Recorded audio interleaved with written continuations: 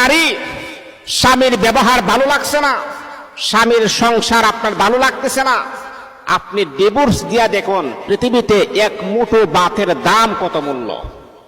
আপনার স্বামী মাথার গাম পায়ে ফেলে অক্লান্ত পরিশ্রম করে আপনার খাবারের আঞ্জাম দিচ্ছেন, আর ওই স্বামীকে আপনি দিনের পর দিন টর্চারিং করতেছেন, অবহেলা করতেছেন। ওই স্বামীর জীবনটাকে আপনি নষ্ট করে দিচ্ছেন, বরবাদ করে দিচ্ছেন।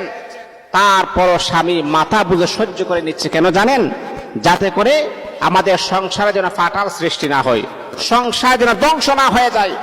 তারপর আপনার স্বামীর সংসার করতে ভালো লাগতেছে না, স্বামীর ব্যবহার ভালো লাগতেছে না, বারংবার স্বামীর মুখের সামনে আপনি বলেন আমাকে তালাক দিয়া দাও, আমাকে ডিভোর্স দিয়া দাও, তোমার সংসার আমার পছন্দ হচ্ছে না।